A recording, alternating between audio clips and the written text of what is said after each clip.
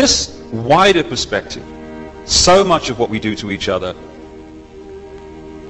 must have the rest of creation shaking their heads in disbelief. The fact is that someone born in the United States is not more special than someone born in Mexico. Someone born in London is not more special than someone born in Liverpool. Someone who is white is not more special than someone who is black. They're just vehicles for the consciousness to experience. If you go down to the seashore and you pick up a droplet of water in your hand, how can anyone say that that droplet is any more or less special than all the other billions and trillions of droplets you see in the ocean before you?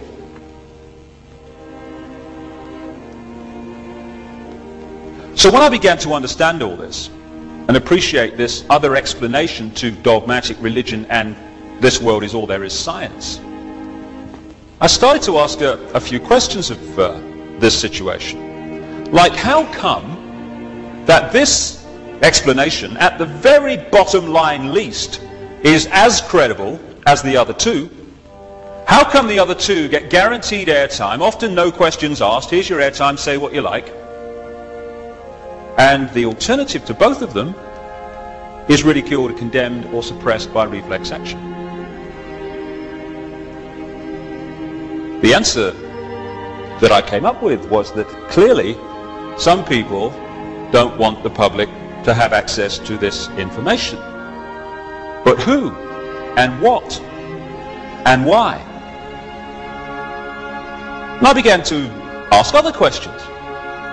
Like, I don't know about you, but I've met a lot of people in my life, and I can't, to my knowledge, recall anyone who wanted a war, who had any interest in wars, who felt that wars were anything but horrific and to be avoided. So I thought, how come the world's been awash with wars throughout the century? Who's behind them? Or what? Or why? Then I kind of looked at this economic system that controls the world.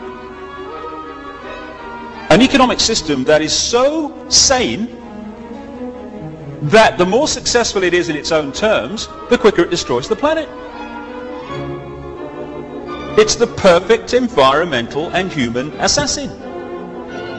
It insists every year that we take more from the earth even quicker, turn it into even more things, sell even more things, consume even more things, throw away even more things, to worship the real God of the modern world, economic growth.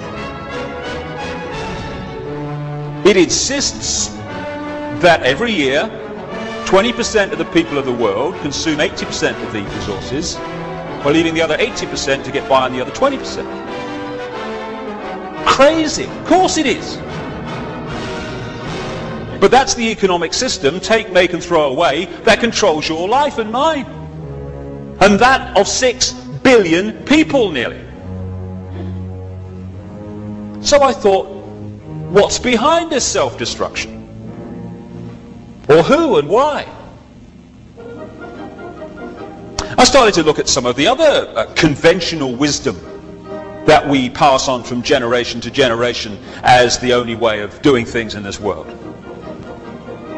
The wisdom that says, even though the economic system that I've just described is dismantling this planet, you ask a politician of any party anywhere in the world, what do we do to get out of this environmental situation? And they will say we must have more growth to raise the money to spend on the environment. If I said to you the way to put out a fire is to pour more petrol on it, you'd say he's out of his mind. But that's what the politicians are saying when they say about more growth to sort out the environment. It's conventional wisdom. But it's fine to treat animals as mere commodities, to be made as fat as possible, as quick as possible, on as little food as possible. To condemn every year billions of animals to a lifetime of pain, fear and suffering in the name of economics. You're sane if you judge your success in healthcare not by how many people are healthy, but by how many diseased people you manage to treat. We're treating more patients than ever before. Why? Why are so many people ill? It's conventional wisdom that rising house prices are a sign of economic success when thousands are homeless because they can't afford them. You're sane if you think it's fine to support a system that is so successful that every year it turns out more suicide, alcoholism, drug taking, homelessness, pain, stress, fear and suffering in all its forms. We'd be in real trouble if this system wasn't working, wouldn't we? That is sanity. But it's the ultimate insanity. So who's behind it? Or what and why? I began to realize too that against the background of this utter self-destruction, on this same planet is stunning wisdom. And I began to see also that there is a great difference between cleverness and wisdom. They're not the same thing. This system's very clever, but it isn't very wise, and it's the lack of wisdom that is the problem. I began to see that what we call wisdom is often not found in this state-of-the-art letters after their name system. It's actually found in the native peoples that this system would see as backward. Piece of Native American wisdom, what have become known as American Indians. When you have cut down the last tree and poisoned the last river, you will know that you cannot eat money. That's wisdom. And there's another piece of very famous American Indian wisdom. In 1854, the American government made an offer for Indian land. And under the system that I've been talking about and the attitudes and the values that are indoctrinated into us, what should have happened is this chief should have said, right, well, I'm on a winner here because it's a seller's market. I never put it on the market, therefore I'm in the driving seat. So what I'll do is duck and weave and I'll crack on. I don't want to sell, get them to push up the price, and at the moment that I think they're going to pull out, I'll put out my hand and say, you've convinced me. And people will think, oh, what a great businessman he is, that chief. Fantastic. Be something in the city, he will. But there's another value system on this planet also. A value system that said this in terms of this chief. How can you buy or sell the sky? We do not own the freshness of the air or the sparkle on the water. How then can you buy them from us? Every part of the earth is sacred to my people, holy in their memory and experience. We know the white man does not understand our ways. He's a stranger who comes in the night and takes from the land whatever he needs. The earth is not his friend, but his enemy. And when he's conquered it, he moves on. He kidnaps the earth from his children. His appetite will devour the earth and leave behind a desert.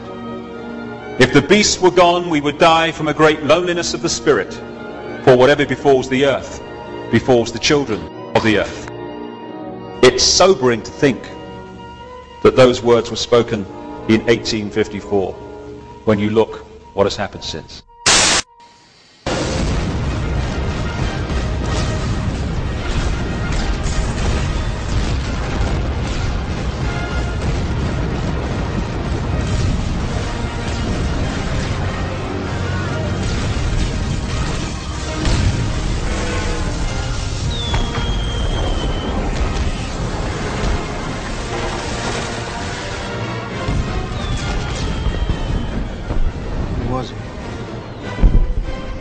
Who's Edmund Dantes? And who's my father? And my mother? My brother? My friend? Who is you? And me? Who's all of us?